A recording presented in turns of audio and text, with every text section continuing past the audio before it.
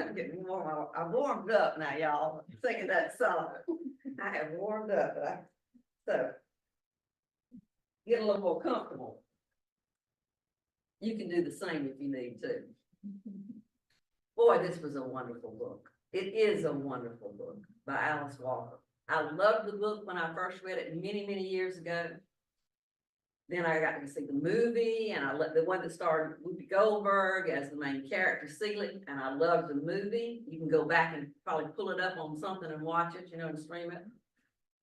And so often that's not the case when you've read the book first. You don't, the movie does, you don't like it, but it was so well done, so well. And then more recently, we went to see the movie that's now playing that is a musical. It was great too. I was almost afraid to go see it. I thought, well, I'm not going to like it because everything else was so good, but it was great too. I did not go see the Broadway play. Did anyone here see the Broadway play? No, okay. Well, I assume the movie was based on that. So I think I would have loved that too. And maybe I'll get a chance to see that one day. So even so it's happening, I just really loved it. But even so, this is one of the books that keeps showing up on those banned book lists all the time. And I shouldn't be surprised because some of my favorite books, some of the ones I've loved the most, are ones that show up on the banned book lists. So I chose this one to talk about because it is one of my favorites. And today's message is going to be twofold. First, I'm going to share with you some of the theology. Y'all don't go to sleep now.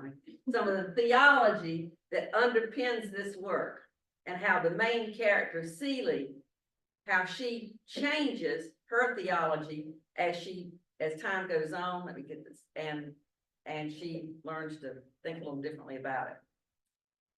And then also, I'm going to share with you some lessons that I have learned that I hope, and in reading the book that perhaps you learned too. So, first of all, let's talk about the theology. Part one, theology.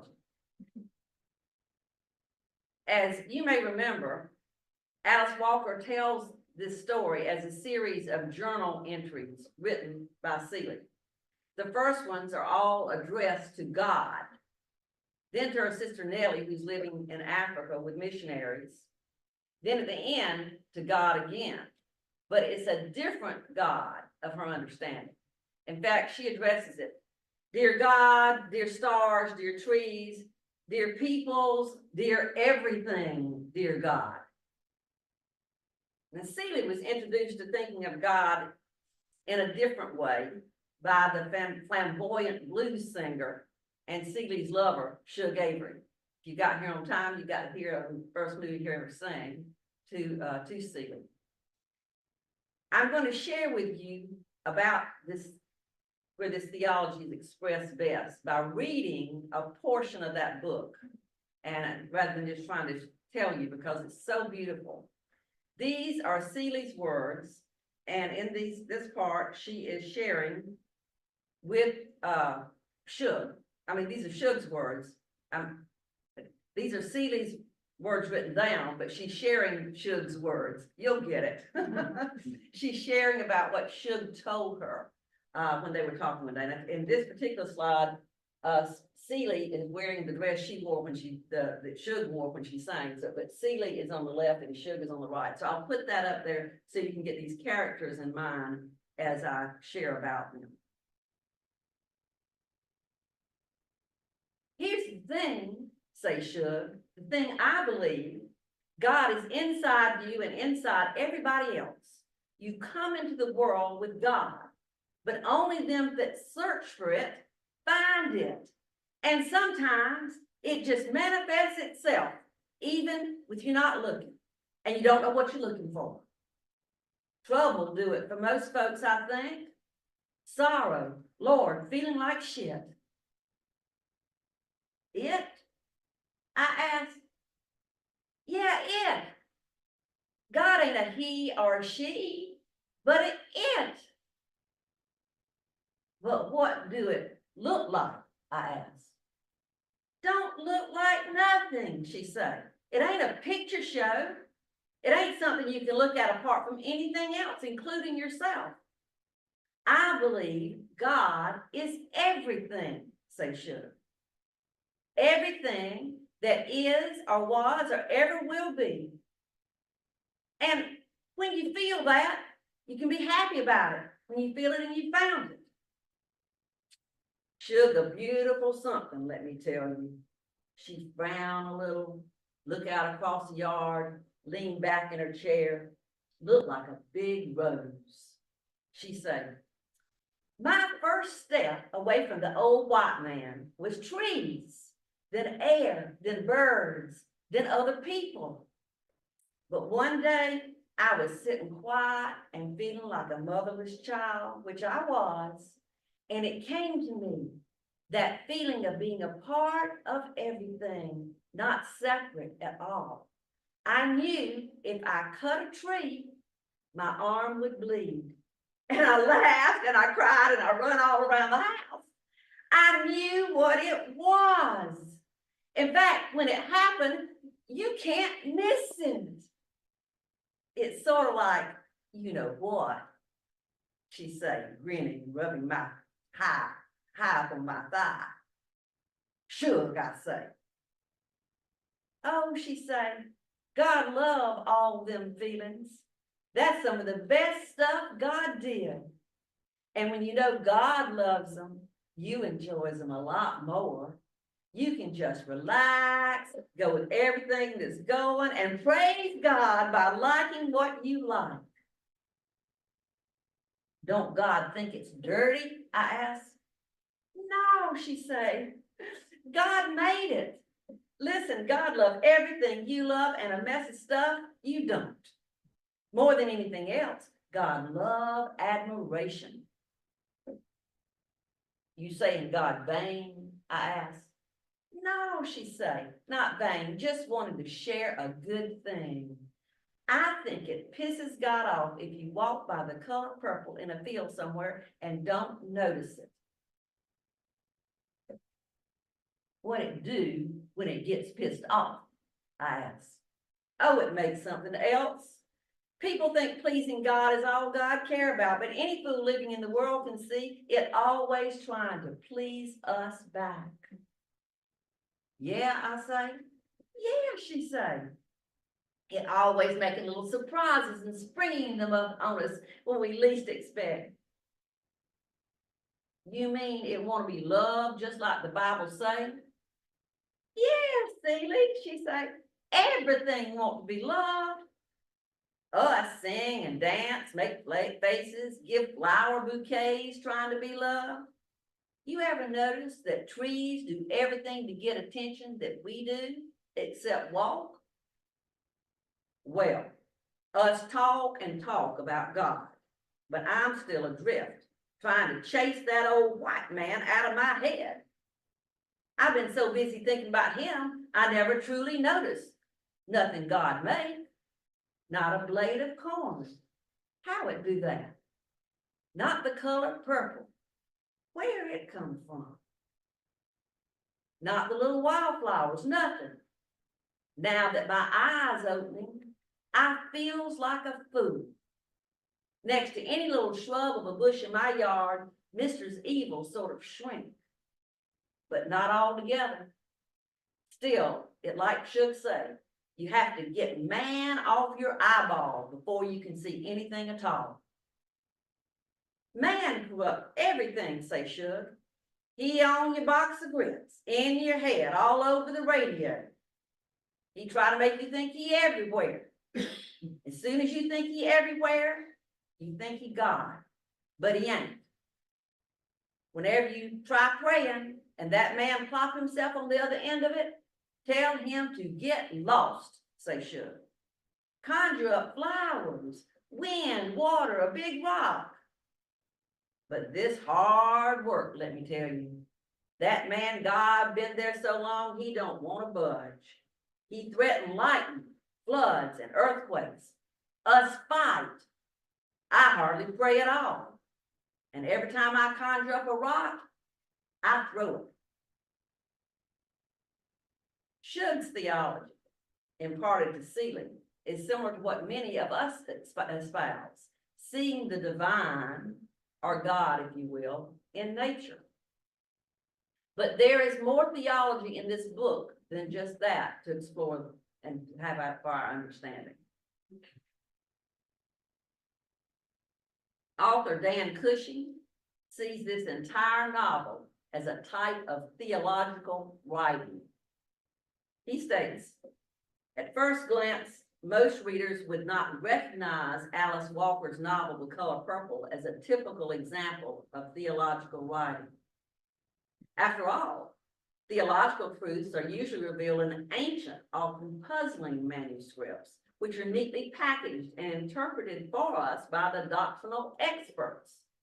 Even some Sunday sermons take on an impersonal and otherworldly irrelevance, which is a long way removed from the everyday earthiness of Walker's novel.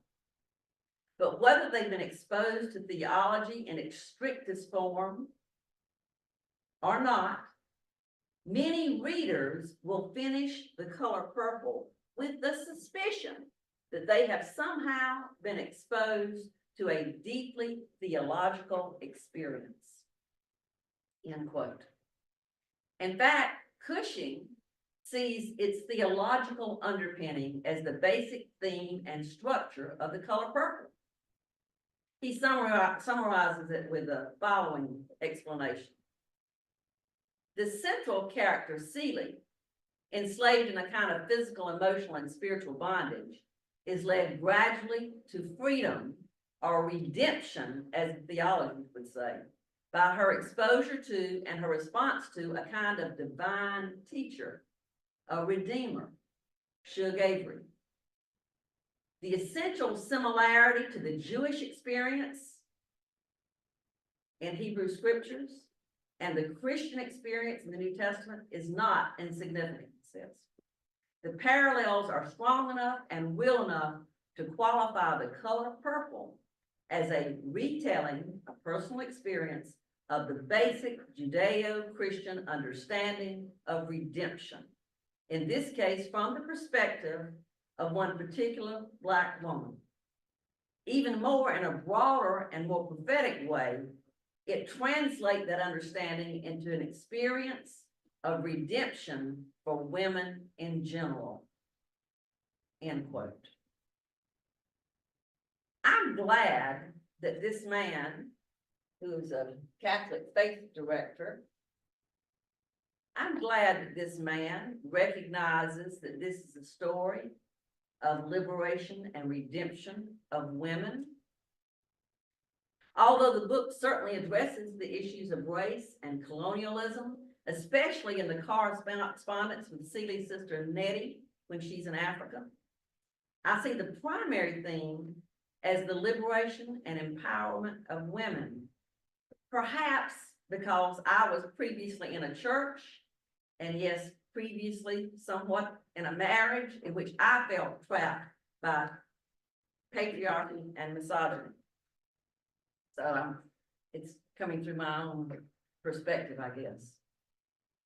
And the interesting part of this theological story is that when the women are liberated, when the women are redeemed, it leads to the liberation of men who felt bound to certain gender expectations as well. Indeed, even Seeley's husband, Mr., becomes more loving as he adopts what his society would see as more domestic feminine traits. Part 2, the lessons from The Color Purple. There are loads of possibilities. I'm just going to share 4 of these lessons that stood out to me. Lesson number 1, stand up for yourself and what's right. Here are some possibilities. There's a quote from Seeley to Nettie.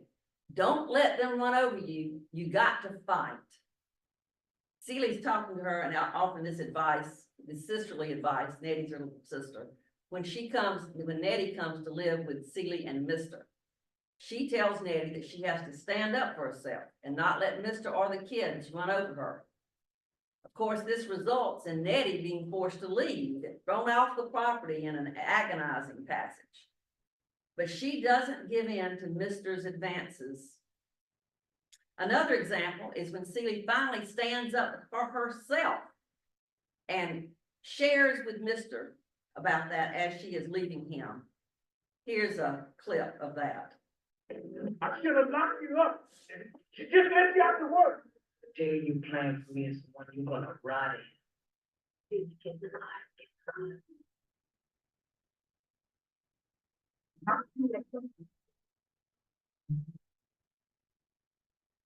Everything you've done to me. Ready, darling?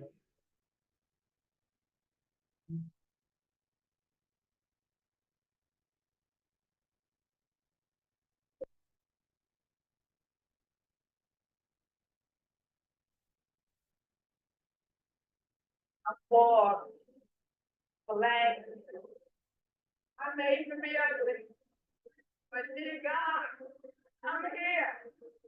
I'm here. I'm here, she says, I'm here.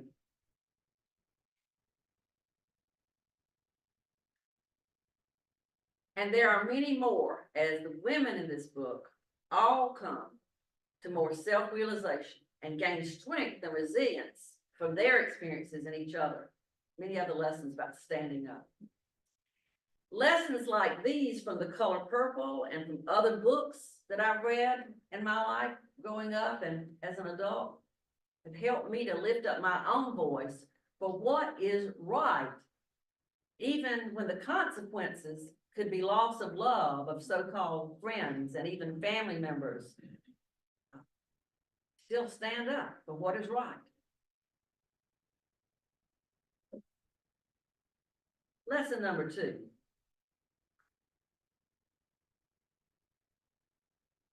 Oops. Lesson number 2. Make connections with people who understand and support you.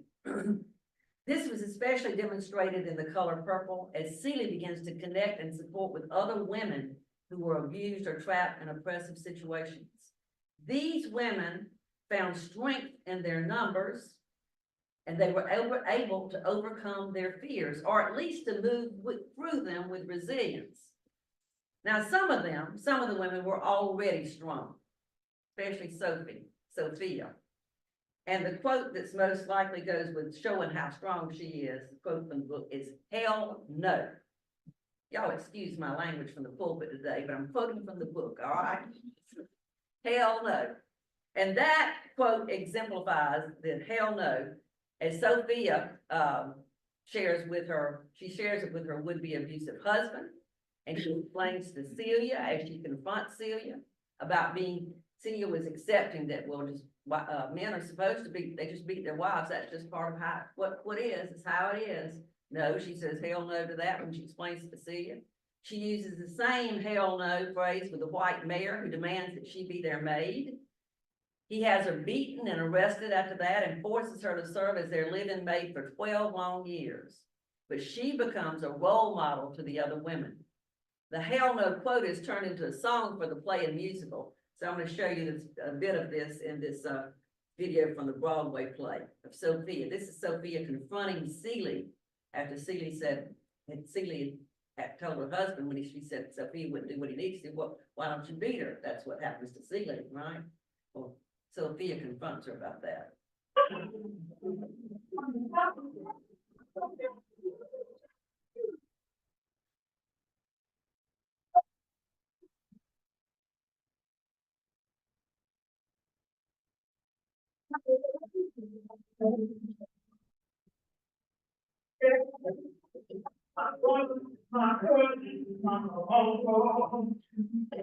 But I never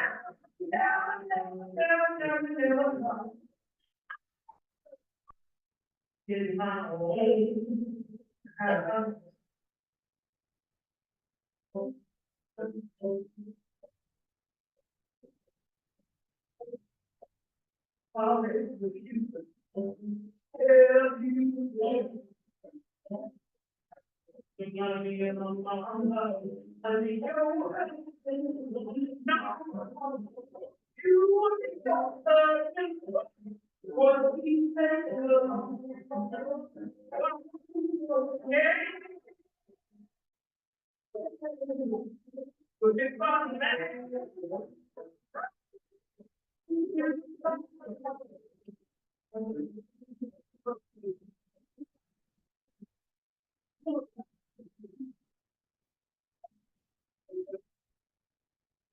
Hell no. I really felt the power of this lesson of connecting with others when I traveled to Washington, D.C. in January of 2017 and participated in the Women's March after Trump was elected. The power of that solidarity was mind-blowing. And the women in the smaller marches around the country felt it too, and some began to organize more, even here locally.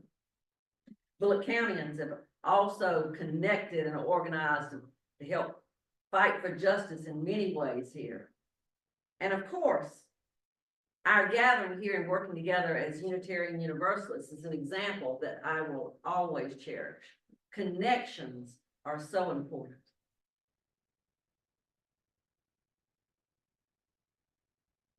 Lesson 3.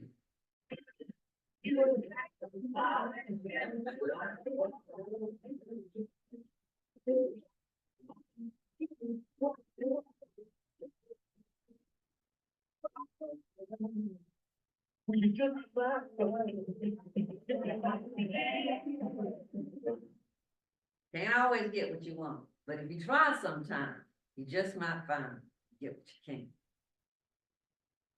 This is exemplified by many of the characters in this book.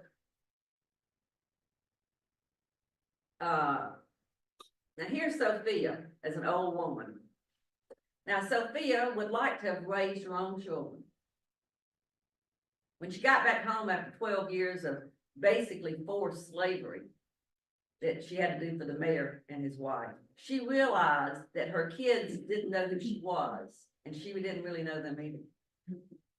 But in her old age, she softened and made the best of things, loving folks and taking them in. Even the mayor's daughter that she had raised, who ended up cooking for her as she went to work. Her heart's longings as a young woman did not work out. But she had learned a good lesson. And this is what she said. I try to teach my heart not to want nothing it can't have. Try to teach my heart not to want nothing it can't have. Folks, that's the serenity prayer, basically. Yeah. Now, another one is Celie. Here she is as an old woman. Celie and Shug had a complicated relationship, a passionate, steamy romance that doesn't really show up in the films. You have to read the book, folks. Celie loves Shug, but Shug was not made for one romantic partner. And just as Mr. had to give Shug up to Celie, Celie had to give her up as well. In the end, Celie and Mr. had a renewed relationship of sorts, not a marriage, not sexual, but caring. She loved him because he also had loved Shug. And he softened and they shared stories back and forth. She even taught him how to sew so he could work in her business that she had. Later, Shug did come back, and so did Nettie and her children and her husband.